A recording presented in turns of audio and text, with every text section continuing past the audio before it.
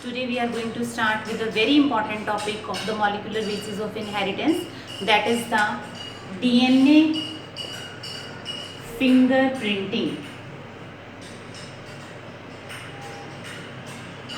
DNA fingerprinting, this is also called as DNA typing, DNA profiling, or restriction analysis. Right? It is also called as DNA restriction analysis. क्या मतलब है DNA fingerprinting का? देखो, अगर हम किसी suspect को पहचानना चाहते हैं या पैटर्निटी डिस्प्यूट्स को सॉल्व करना चाहते हैं, जैसे कि आपने काफ़ी सारे सीरियल्स में भी देखा होगा, तो हमें DNA फिंगरप्रिंटिंग करनी पड़ती है। अब देखो, जो नॉर्मल फिंगरप्रिंट्स हैं जो लिए जाते हैं, that can be altered in one or the other way, but the DNA of a person can not be changed.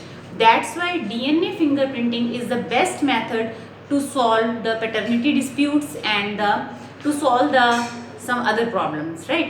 So what is the DNA fingerprinting and how it is done and what are its uses? So first let us start with the DNA fingerprinting. What the DNA fingerprinting is this and why and how it is this? Actually all the individual, the 99.9% of the DNA of all the organism is similar. Only 0.1% DNA is different in all the individual. Now this different DNA is the unique property of an individual. यानी कि ये जो 0.1% DNA है वो क्या है, unique है, and that is responsible for the DNA fingerprinting. When we talk about the DNA, so we have chromosome in the form of then chromatid, then chromatin, then solenoid fiber, then nucleosome, then form double helical DNA, and then there is gene, right? So if we talk about what is this chromosome, this is chromatin, then it form chromatid, chromatin, then solenoid model, nucleosome, and then we have the double helical structure and these are gene. तो अगर हम basic form में देखते हैं, ये क्या है, gene है, फिर हमारे पास क्या है, DNA है, this is double helical DNA. Then these are the nucleosomes which are present on the string like this. आपने पढ़ा है पैकेजिंग ऑफ DNA में, this is nucleosome and this is the solenoid fiber, this is nucleosome, this is these two, this is chromatid, this is chromatin, and these together they form chromosome. समझ आई बात आपको? तो ये आपको मैंने बताया कि डीएनए किस फॉर्म में एग्जिस्ट करता है. आप डीएनए के क्रोमोसोम्स पढ़ते हैं, क्रोमोसोम्स क्रोमेटिड से मिलकर बना हुआ है, which consist of the chromatin material which exists in the form of solenoid fiber. आपने पैकेजिंग ऑफ डीएनए में पढ़ा है. Then we have the nucleosomes, then we have the DNA double helical structure, and then we have the genes are present on the in the DNA. Clear? So we have to study about this DNA that which is responsible for the DNA fingerprinting. यानी कि वो DNA देखो, all the coding sequences are present and some known coding sequences are present and that are unique to the person, but they are inherited from one person to the next generation, and that known coding sequences that are very very important. Are you getting my point? तो यही हमारा इसका जो base बनेगा, इन्हें हम कहते हैं VNTRs. Now what is VNTRs?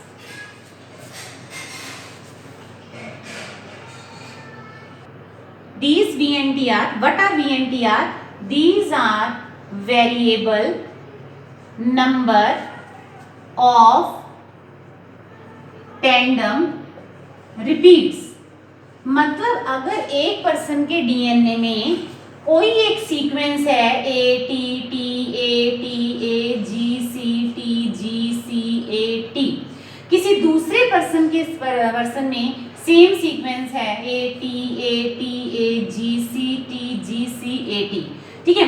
Now this is the repeated sequence. This sequence is repeated in multiple time. For example, in person first it is repeated 6 times and in person second it is repeated 8 times. So these sequences means when a particular sequence repeat, this is called repetitive DNA, and that is non coding, which is unique to a person, right? So these variable number of tandem repeat that are responsible for the basis of the DNA fingerprinting. यानी कि जो ये repeat हो रही हैं sequences, that variable number of tandem repeat that form the basis of DNA fingerprinting. 20 to 100 base pairs that repeat in this. 20 to 100 base pair repeat in this. So this is the VNTRs. This is variable number of tandem repeats. Clear? हाँ जी बेटा, मैं आपको बता रही थी variable number of tandem repeat. अब एक person में एक पर्टिकुलर सीक्वेंस का रिपीटिशन कितनी बार है, that form the basis of the DNA fingerprinting. अब क्या इसकी कोई पॉसिबिलिटी है कि किन्हीं दो पर्सन के अंदर VNTR सेम हो? Very rare. यानी कि 1 in 300 million, यानी कि 300 million में किसी दो लोगों का मीन्स 1 चांस हो सकता है कि VNTR क्या हो, सेम हो. Means that is rarest possibility. Getting? Now what are the steps of DNA fingerprinting? One by one we will take up all the step. First step of the DNA fingerprinting is the DNA isolation. What is DNA isolation? जैसे फर्ज करो आपने कोई suspense solve करना है, कोई suspense story है, या कहीं कहीं मर्डर हो गया, या पर्टिकुलरली कोई क्राइम प्लेस है, या किसी ने सुसाइड कर लिया, उस पर्टिकुलर प्रॉब्लम को सॉल्व करना है, या रेप केस है. तो आपने कॉमनली आपने देखा होगा इस तरीके से पर्सन के बॉडी के चारों तरफ मार्किंग बना दी जाती है. Have you ever observe? So what is this? And we will try to find out the possible things which can be found on the crime place. अब crime place पे आपको क्या क्या मिलता है? हो सकता है आपको नेल मिल जाए पर्सन का, हो सकता है आप वहां से हेयर फॉलिकल कलेक्ट कर पाए, ब्लड सैंपल ले पाए, राइट? और maybe some semen if rape case is there that contain the sperm, and it can be also the tissue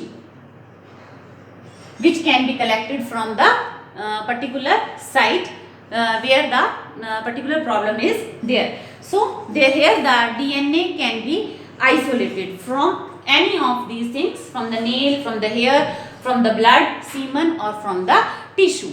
Next point, obviously जो DNA हमें मिलेगा वो क्या होगा? That will be in very small amount. तो इतने थोड़े DNA से हम कैसे DNA फिंगरप्रिंटिंग कर पाएंगे?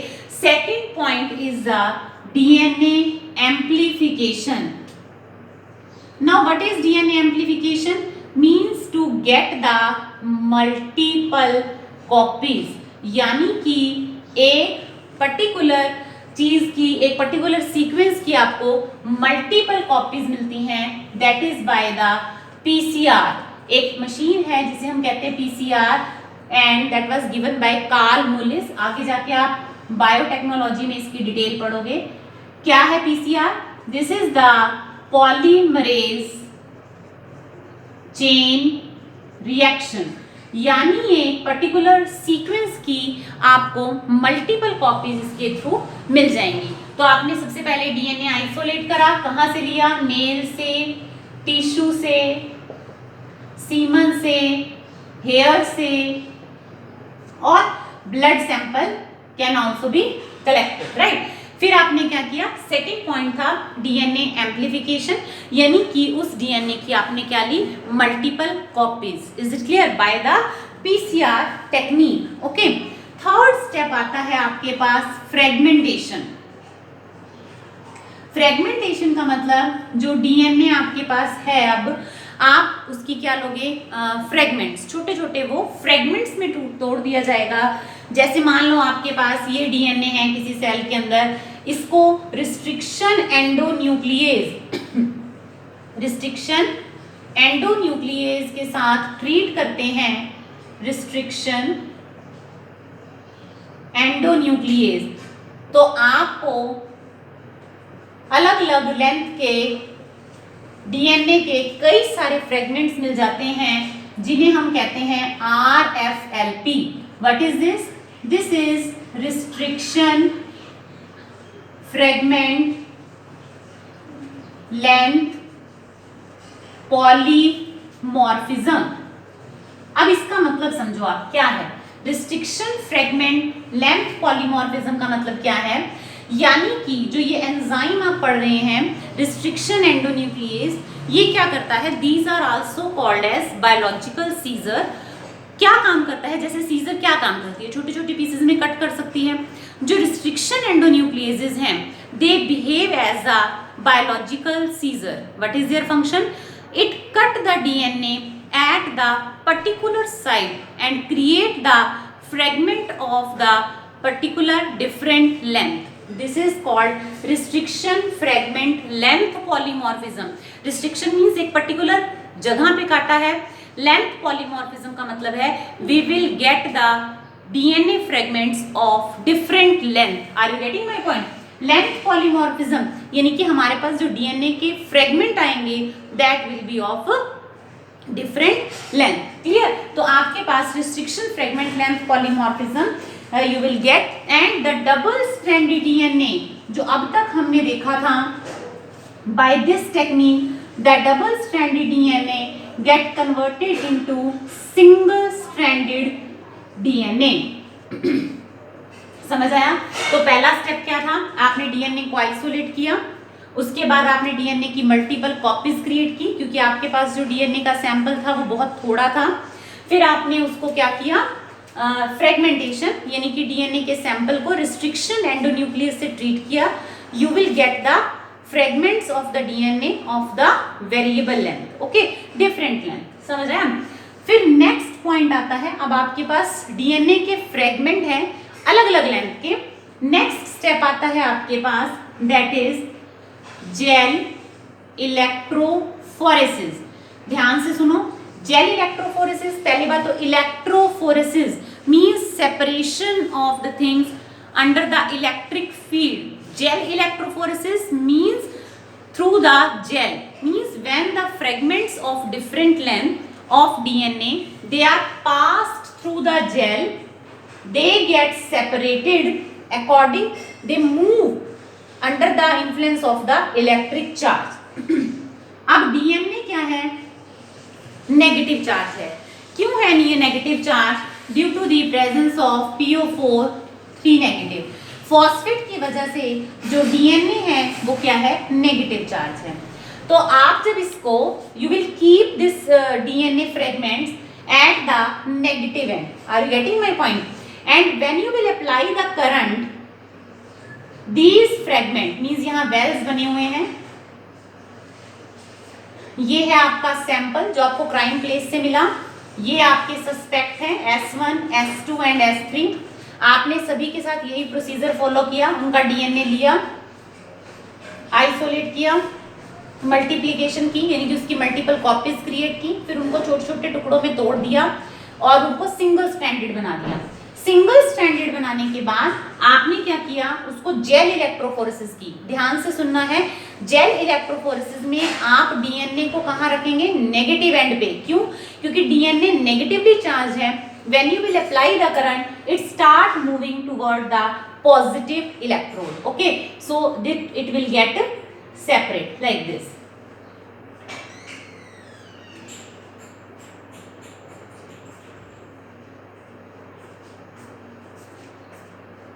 Like this.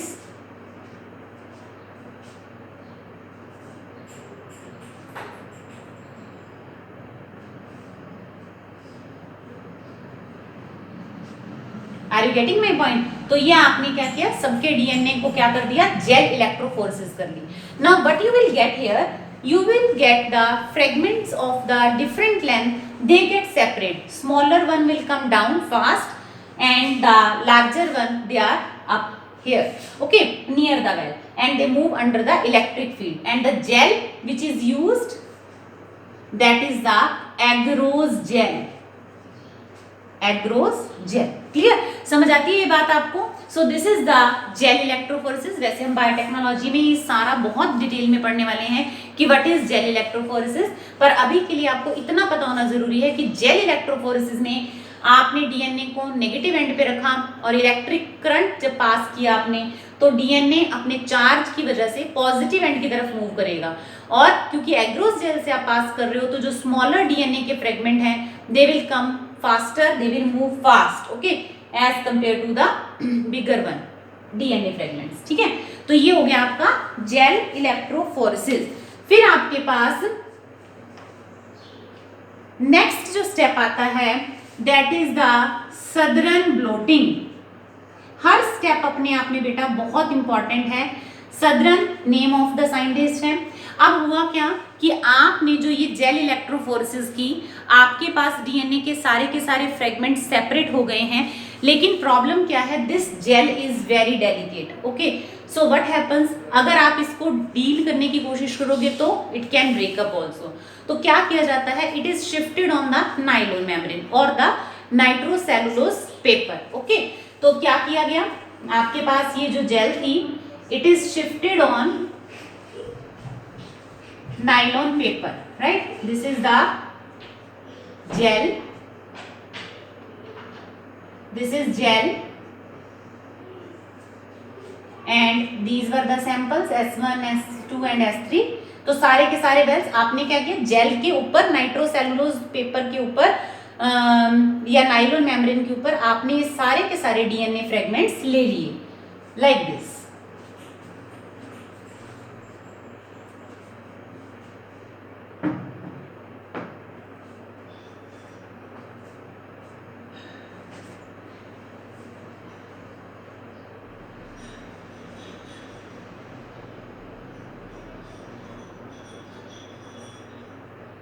Like this. ठीक है, तो जब आपने नाइट्रोसेलुलोज मेम्ब्रेन के ऊपर इस जेल को लिया, you will get all the DNA fragments over here. मींस आपने इसके ऊपर, this is called as the Southern blotting. This is Southern blotting. Now what will happen, this is the nylon membrane and this is the gel. You will get the DNA fragments on the nylon membrane. This is called as the Sudran blotting. ठीक है, next जो step आता है that is the sixth step. This is the hybridization. Hybridization का मतलब क्या है कि रेडियो एक्टिव प्रोब्स ली गई. प्रोब का मतलब part of the DNA. Radioactive probes of DNA they are taken and they are poured over here. Now what will happen, आपके पास ये नाइलोन मेम्ब्रेन थी और आपके पास यहाँ पे ये सैंपल था, ये क्राइम प्लेस से जो कलेक्ट किया गया है, ये सस्पेक्ट है, और आपके पास ये डीएनए के सैंपल्स थे जो आइसोलेट हुए थे.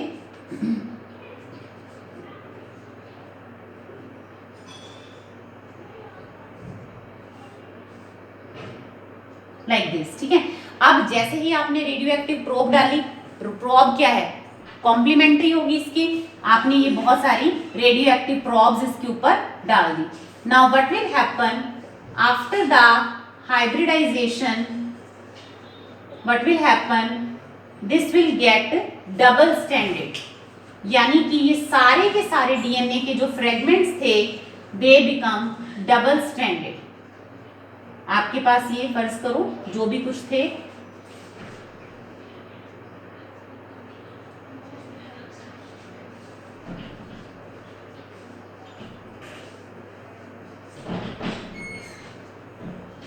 ठीक है, अब ये सारे के सारे क्या हो जाएंगे, डबल स्टैंडर्ड, लाइक दिस. समझ आ रही है बात आपको?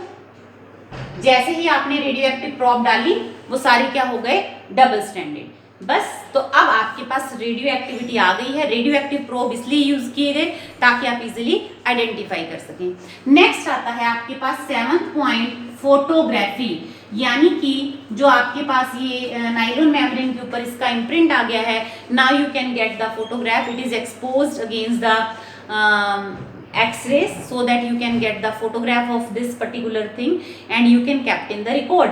आप देख के बताओ कि कहाँ पे सीक्वेंस, ये आपने सस्पेक्ट का था, ये सैंपल आपने कहाँ से लिया था, क्राइम साइट से। ये सैंपल थे S1, S2, S3। अब देखो कहाँ सबसे ज्यादा मैचिंग है, यहाँ देखो, यहाँ पे भी मैच कर रहा है और इसका एक के साथ ही मैच कर रहा है, यहाँ पे भी मैच है। अगर हम S1 की बात कर रहे हैं तो देखो आपके पास 5 में से 4 सैंपल मिल रहे हैं जो डीएनए के थे। इट मींस अगर आप S2 देखते हो इतनी मैचिंग नहीं है, S3 देखते हो इतनी मैचिंग नहीं है। इट मींस जो हमने डीएनए फिंगरप्रिंट किया उससे हमें ये पता चला कि क्राइम स्पॉट पे जो हमें ब्लड मिला था या सीमन मिला था या जो डीएनए सैंपल मिला था, that was of the person S1, that was suspected. मतलब आपको 3 जनों पे शक था, तो जो फर्स्ट पर्सन है जिसका आपने सैंपल यहाँ लोड किया था उसका डीएनए आपके क्राइम स्पेस से, जो प्लेस से मैच कर रहा है। इट मींस जो सस्पेक्ट जो था that is the first one that is responsible for this thing. Clear? तो ये मैं सारा आपको दोबारा बताने वाली हूँ क्या है।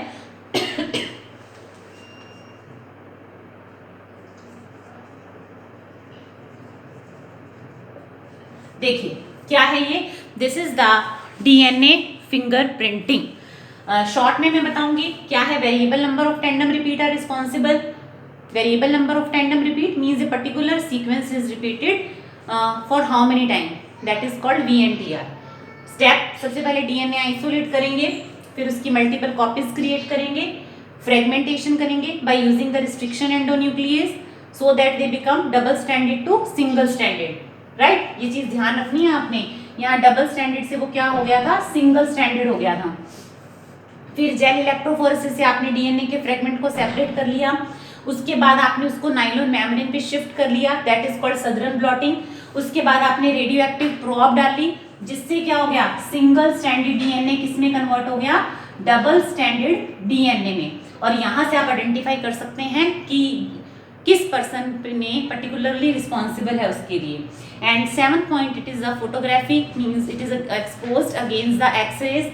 And finally documentation is done to keep the records. Okay, so this is all about the DNA fingerprinting.